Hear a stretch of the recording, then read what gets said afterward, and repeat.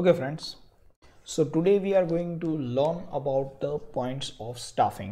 Okay, how many points are there which you need to learn? Characteristics of staffing, importance of staffing, then after importance of training, importance of development, process of selection, and the last one is sources for the recruitment. Let's move little bit ahead. The first point is characteristic of staffing. See, staffing is perennial process. Perennial process means never ending. Business start થાય ત્યારથી લઈને end થાય ત્યાં સુધી staffing કરવું પડે. So staffing is but obviously an important function of management. Just like all other functions of management, staffing એક important function છે અને એટલું બધું important છે કે એને બિઝનેસના બીજા બધા ફંક્શન્સ સાથે પણ કનેક્શન છે. બધા ફંક્શન સ્ટાફિંગ પર ડિપેન્ડ છે. બધા ફંક્શન સ્ટાફિંગ પર ડિપેન્ડ છે તો એમ કહી શકું કે સ્ટાફિંગનો વાઇડ સ્કોપ છે.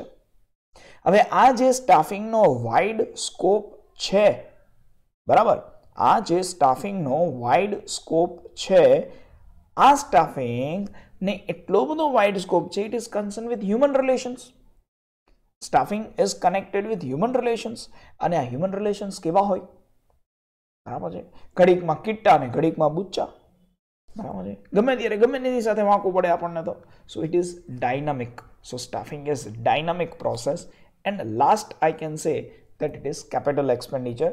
Whatever expenditure you are incurring on your staff for their development, for their training, okay, so on their selection, recruitment, તો બધા જ expenditure actualમાં capital expenditure છે. આ બધા જ expenditure actualમાં capital expenditure છે.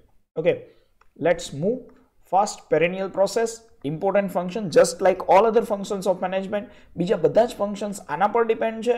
So it is having very wide scope. એટલો બધો wide scope કે એને લોકોના રિલેશન સાથે મતલબ છે અને રિલેશન ડાયનામિક કન્ટિન્યુઅસલી ચેન્જિંગ થતા હોય. So it is dynamic process. And finally capital expenditure. Next, the next point is importance of staffing. Staffing is driving force. Staffing શું છે? ડ્રાઇવિંગ ફોર્સ છે બિઝનેસમાં. બરાબર છે.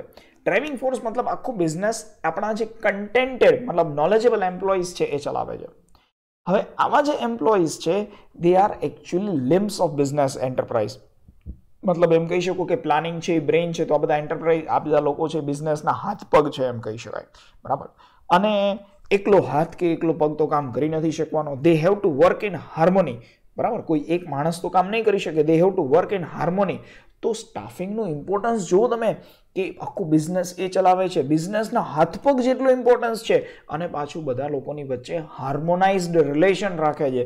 So it is boss definitely important function of management. હવે કેટલું important ખબર છે? આ કેટલું ઇમ્પોર્ટન્ટ એ ખબર તમને? આ એટલું બધું ઇમ્પોર્ટન્ટ કે એનાથી લોકોને જોબ સેટિસ્ફેક્શન મળે છે.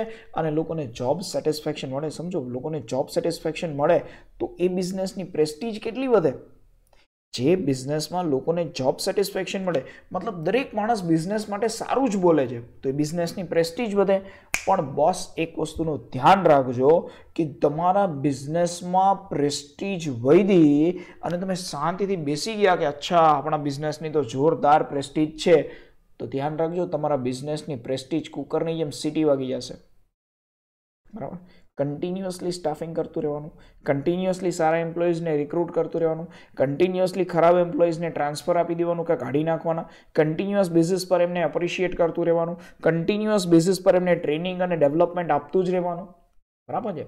સો સ્ટાફિંગ છે બિઝનેસનો ડ્રાઇવિંગ ફોર્સ છે. જેમ હાથપગ ગાડી ચલાવે એમ એ હાથપગ છે, પ્લાનિંગ બ્રેઇન છે, તો સ્ટાફિંગ લિમ્સ છે. બરાબર. અને એ હાર્મોનાઇઝ મેનરમાં કામ કરે છે.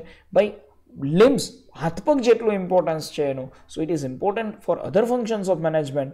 એટલું બધું ઇમ્પોર્ટન્સ કે એમ્પ્લોઈઝને જોબ સેટિસ્ફેક્શન આપે છે અને બિઝનેસની પ્રેસ્ટીજ વધારે છે. પણ પ્રેસ્ટીજ એ કુકરની બ્રાન્ડ છે ને, તમારી સિટી ન વાગી જાય એના માટે તમારે કન્ટિન્યુઅસલી કામ કરવાનું છે. ચલો ભાઈ, ઠીક છે. Importance of training. તો સૌથી પહેલાં તો ટ્રેનિંગ આપો તો માણસની પાસે મોડર્ન ઇન્ફોર્મેશન આવે. તમે એને ઇન્ફોર્મેશન આપો છો કે જો ભાઈ તું જે મશીન પર કામ કરસ ને એ મશીન પર આ રીતે કામ કરવાનું, મશીન આટલા વોલ્ટેજનું છે, મશીનમાં આવી રીતે શોક લાગી જાય, ફિંગર કટ થઈ જાય, ગમે તે, મતલબ he will have the feeling of safety. એ સેફલી કામ કરે છે તો એનું જોબ સેટિસ્ફેક્શન વધે છે, બરાબર છે, કે હા ભાઈ મને તો કંઈ થવાનું નથી, મારી પાસે બધું જ નોલેજ છે, બરાબર, એની પાસે બધું નોલેજ છે તો શું થશે, એની સેલરી બી વધશે, એ સેફટી મતલબ સારું એવું કામ કરી શકે છે તો એની જોબ સેટિસ્ફેક્શન મળે છે, જોબ સેટિસ્ફેક્શન મળે તો એ બિઝનેસ છોડીને જાય નહીં, એ બિઝનેસ છોડીને જાય તો બિઝનેસને આડાવાળા ખર્ચા થાય નહીં, બરાબર, નહીંતર શું થાય કે બિઝનેસમાંથી લેબરર છે એ જતા રહે તો નવો લેબરર આવે પછી એને ટ્રેનિંગ આપવાનો ખર્ચો થાય, એના સિલેક્શનનો ખર્ચો થાય, એના રિક્રુટમેન્ટનો ખર્ચો થાય, બરાબર, પછી એ પાછો સારો નીકળે ના નીકળે, એ પાછો નવું પ્રોડક્શન શીખે તો વેસ્ટેજ કરે, તો બધા ખર્ચા ઘટી જાય, ખર્ચા ઘટી જાય તો પ્રોફિટ થાય, પ્રોફિટ થાય તો શું આ બધું ખાલી બિઝનેસ માટે છે, મતલબ તમે એમ વિચારો છો કે બિઝનેસને પ્રોફિટ થાય એટલા માટે સ્ટાફિંગ કરવાનું, એટલા માટે ટ્રેનિંગ આપવાની નહીં, ટ્રેનિંગ તો આપણે વર્કરને આપીએ છીએ તો it is for the growth and development of employees. હા, બીજા બધા બેનિફિટ પણ છે પણ તેમ છતાં basically growth and development of employees. Okay, let's repeat it for one more time. સૌથી પહેલાં એને મોડર્ન ઇન્ફોર્મેશન આપો તો એ સેફલી કામ કરશે, સેફલી કામ કરશે તો એનું જોબ સેટિસ્ફેક્શન વધશે. અચ્છા, જોબ સેટિસ્ફેક્શન વધે તો ભાઈ એ જોબ છોડીને નહીં જાય, બરાબર છે. Reduction in labour turnover, increase in job satisfaction, reduction in labor turnover, so there will be reduction in expenses, expense ઘટશે તો પ્રોફિટ વધશે, અને પ્રોફિટ વધે તો એક વખત વિચારવાનું કે આપણે એટલા બધા સ્વાર્થી છીએ કે આપણે આપણા પ્રોફિટ વધે એટલે ટ્રેનિંગ આપીએ છીએ. આપણે તો ટ્રેનિંગ એટલે આપીએ છીએ કે એનું ગ્રોથ એન્ડ ડેવલપમેન્ટ થાય, બરાબર છે, પછી ભલે આપણને બીજા બધા બેનિફિટ પણ મળતા હોય. Okay, then after importance of development. તો સૌથી પહેલા ડેવલપમેન્ટ. જો ટ્રેનિંગ એટલે શું ખબર છે, પેલા લોઅર લેવલના જે વર્કર હોય ને એમને ટ્રેનિંગ આપવામાં આવે, જેમને મશીન ઉપર કામ કરવાનું છે એવા બધા વર્કરને આપણે ટ્રેનિંગ આપીએ. પણ ડેવલપમેન્ટ કોનું હોય તો કે જે બહુ જ હોશિયાર છે, ટોપ લેવલના લોકો છે, એમનું ડેવલપમેન્ટ કરવાનું હોય. So there is increase in the technological knowledge એમનું સારું એવું ઇન્ક્રીઝ થાય. એમની પાસે ટેકનોલોજીકલ નોલેજ હશે તો એ નવું રિસર્ચ કરશે અને they will develop new ideologies. એ નવું રિસર્ચ કરશે અને નવી આઈડિયોલોજીસ બનાવશે. એ નવી આઈડિયોલોજીસ બનાવીને બિઝનેસમાં ઓપ્ટિમમ યુઝ ઓફ રિસોર્સિસ, એ રિસોર્સિસનો ઓપ્ટિમમ મેનરમાં યુઝ કરશે. અચ્છા, એ બિઝનેસમાં રિસોર્સિસનો ઓપ્ટિમમ મેનરમાં યુઝ કરે, આઈ રિપીટ, તો થાય શું, તો ઘણા બધા બિઝનેસના પ્રોબ્લેમ તો એમને સોલ્વ થઈ જાય. કેમ કે પ્રોબ્લેમ તો ત્યાં છે કે આપણી પાસે રિસોર્સિસ ઓછા છે ને પ્રોડક્શન વધારે કરવું છે. તો એમની પાસે નોલેજ હોય તો એ લોકો એવી મેથડ બનાવે, એ લોકો એવું રિસર્ચ કરે કે જેનાથી એમના પ્રોબ્લેમ્સ છે એ પ્રોબ્લેમ સોલ્વ થઈ જાય અને રિસોર્સિસનો મેક્સિમમ યુઝ થાય. હવે જો સમજો કે તમે રિસોર્સિસનો મેક્સિમમ યુઝ કરો છો, મતલબ બગાડ તો કરતા જ નથી, તમારી પાસે કોઈ પ્રોબ્લેમ નથી કેમ કે પ્રોબ્લેમ્સના સોલ્યુશન આવી ગયા છે, તો શું સુપરવાઇઝર તમને ટક કરશે? નહીં કરે, બરાબર છે. So there will be effective supervision. હવે સુપરવાઇઝર તમારી માથે યમરાજની જેમ બેઠો નથી તો તમને સ્ટ્રેસ ઘટી જશે કામ કરવાનો, તમે ડેવલપમેન્ટલ પ્રોગ્રામ કરી શકશો અને અલ્ટિમેટલી તમે development of the whole organization, આખા ઓર્ગેનાઇઝેશનનું ડેવલપ કરી શકશો. ચલો, તો સૌથી પહેલો પોઈન્ટ શું છે? Increase in technological knowledge.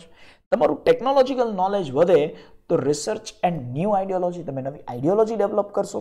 તમે નવી આઈડિયોલોજી ડેવલપ કરો તો રિસોર્સિસનો ઓપ્ટિમમ યુઝ થશે.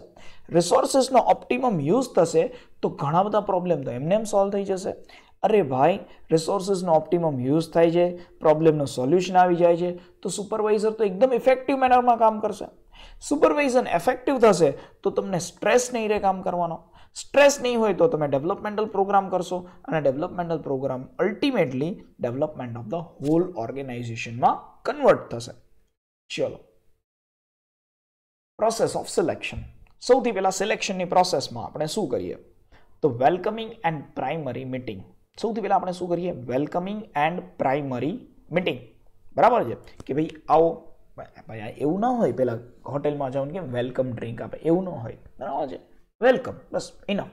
અને primary meeting, what we will do in primary meeting, આપણે એ લોકોને જસ્ટ સજેશન, ઇન્સ્ટ્રક્શન આપીએ કે તમારી સિલેક્શનની આ રીતની પ્રોસેસ હશે, ઓર કંપનીની ઇન્ફોર્મેશન આપીએ આપણે કે ધીસ ઇઝ અવર કંપની, બ્લા બ્લા બ્લા. પછી એ લોકોને બધાની પાસેથી એપ્લિકેશન લઈ લઈએ, એપ્લિકેશન ચેક કરી લઈએ કે કોઈની એપ્લિકેશનમાં કાંઈ ભૂલ છે આ તે, તો application screening of the application will take place. એવા બધા જ લોકોની એપ્લિકેશન આ લેવલ પર કાઢી મૂકવાની. આપણે કીધું હતું કે મિનિમમ 3 યર્સનો એક્સપિરિયન્સ જોઈએ, તો એ કેટલાક દોઢ ડાયા એવા હશે જેને 2 વર્ષનો એક્સપિરિયન્સ હશે ને તેમ છતાં એપ્લાય કરશે, તો એ બધાની એપ્લિકેશન અહીં રિજેક્ટ થઈ જાય. હવે જેમની એપ્લિકેશન પરફેક્ટ છે એમની અમુક નેસેસરી ટેસ્ટ લ્યો, લાઈક આઈક્યુ ટેસ્ટ લ્યો, બરાબર છે, એપ્ટિટ્યૂડ ટેસ્ટ લ્યો, બરાબર છે, એ લોકોની ટ્રેડ ટેસ્ટ લ્યો, તો આ બધી ટેસ્ટ એમની લેવામાં આવશે. જે ટેસ્ટમાં પાસ થઈ ગયો એને પર્સનલ ઇન્ટરવ્યૂ માટે બોલાવો. પર્સનલ ઇન્ટરવ્યૂમાં આપણને ખબર પડી જશે કે એનામાં કેટલું પાણી છે, બરાબર, કેટલો હોશિયાર છે. એને પૂછવાનું કે પહેલાં કઈ કંપનીમાં કામ કરતો, તું કોને કોને ઓળખે છે, તો એ તમને પર્સનલ ઇન્ટરવ્યૂમાં ઘણા બધાના રેફરન્સ આપશે. Then you should check the reference. બરાબર, બીજાને પૂછવું તો પડશે ને કે આ કેવો છે. એ પહેલી જે કંપનીમાં કામ કરતો હતો દરેક કંપનીને પૂછી લેવાનું, બરાબર છે. તો બધા કહે કે હા ભાઈ કામ તો બહુ સારું કરતો હતો, અમે કીધું હતું કે રોકાઈ જા, આપે સારા રિવ્યૂ બી આપે, બહુ સારું કામ કર્યું હોય તો, બરાબર છે. સો પ્રાઇમરી એને સિલેક્ટ કરી લો. અત્યારે એનું એક વખત સિલેક્શન થઈ જાય તેના after physical examination. Last year હું ભણાવતો ને ત્યારે ફિઝિકલ એક્ઝામિનેશન છોકરાઓ બહુ પૂછતા કે સર કેમ ફિઝિકલ એક્ઝામિનેશન કરાવવાની. બરાબર, આપણે ચેક કરવાનું કે એને બ્લડ સુગરનો પ્રોબ્લેમ નથી, બ્લડ પ્રેશરનો પ્રોબ્લેમ નથી, કેન્સર નથી, બરાબર છે, એનું બોડી પ્રોફાઇલ આખું. અને હવે તો બહુ જ નેસેસરી થઈ ગયું છે ચેક કરાવી લેવાનું કે RT-PCR કરાયેલો પહેલાં આનો, બરાબર, કોરોના નથી ને, બરાબર, પ્રોબ્લેમ સોલ્વ. તો ફિઝિકલ એક્ઝામિનેશન કરેલો, એમ લાગે કે નહીં ભાઈ આ તો તગડો છે, એકદમ ફિટ એન્ડ ફાઇન છે, તો પછી એને એક અપોઇન્ટમેન્ટ લેટર આપી દો કે ભાઈ you are now appointed. And the last is induction into the organization and allotment of work. એને ઓર્ગેનાઇઝેશનમાં એડ કરી દો અને એને વર્ક અલોટ કરી દો. ચલો આપણે પહેલાં જોઈ લઈએ. સૌથી પહેલાં welcoming and primary meeting. Okay, we will welcome him and provide some information, receiving end screening of the application. અહીંયા ક્રાઇટેરિયામાં મેચ નથી થતી એ બધી એપ્લિકેશન કાઢી નાખવાની છે. Then after we will take necessary test. Then after personal interview. Personal ઇન્ટરવ્યૂમાં એને reference આપ્યા હશે, રેફરન્સને ચેક કરો.